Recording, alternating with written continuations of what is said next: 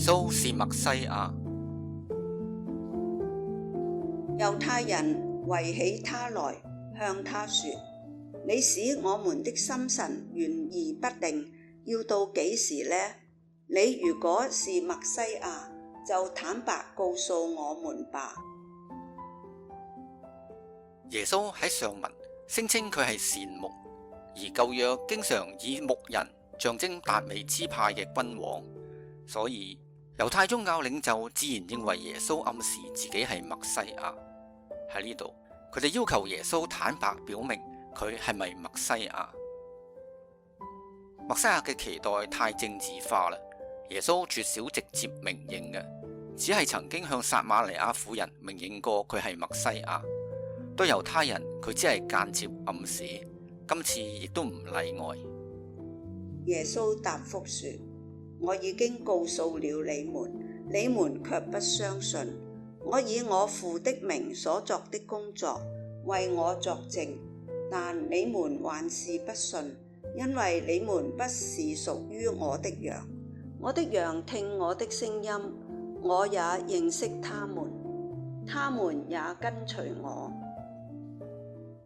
耶穌首先援引佢嘅工作，證明佢係默西亞嘅身份。按福音嘅脈絡，耶穌嘅工作尤其指上一章所記述嘅復明胎生瞎子嘅神蹟。對觀福音曾經記載，約翰洗者派遣門徒詢問耶穌，佢係咪要來的那一位，即係咪默西亞？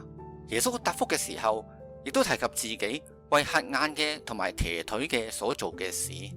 顯然，約翰洗者領會並接納耶穌嘅答覆，但係類似嘅答覆卻滿足唔到若望敘述入邊嘅猶太人，證明佢哋唔係聽牧人聲音而屬於牧人嘅羊。除咗耶穌嘅工作見證佢係默西亞嘅身份之外，耶穌進一步指出，佢同父分享同一嘅權能同埋任務，就係保護羊群，免被奪去而喪亡。我賜予他們永生，他們永遠不會喪亡，誰也不能從我手中把他們奪去。我那賜給我羊群的父超越一切，為此誰也不能從我父手裏將他們奪去。我與父原是一體。原來信徒得享永生，並唔在於佢哋對基督微弱嘅信賴，而係在於耶穌對佢哋嘅不離不棄。耶穌呢句說話，並唔表示信徒可以幸免一切天災人禍。不過唔理處境有幾大困難，信徒都會得到耶穌嘅恩寵。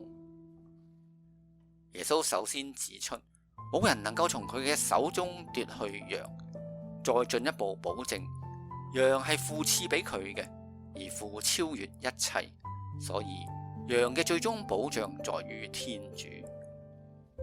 10章28至29呢兩節係兩句平衡嘅句子，表達咗耶穌同父嘅地位係平衡嘅。耶穌曾經指出，佢同父一齊工作，佢同父嘅旨意完全契合，佢係按父嘅旨意而行事。而家耶穌呢一句我與父原是一體，比先前嘅申明強得多，可以話係耶穌就佢默西亞身份嘅表白最佳嘅注釋。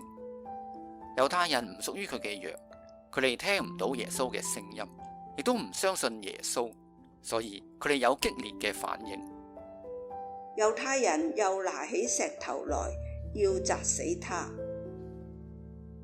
耶穌冇立刻迴避猶太人，反而同佢哋對質。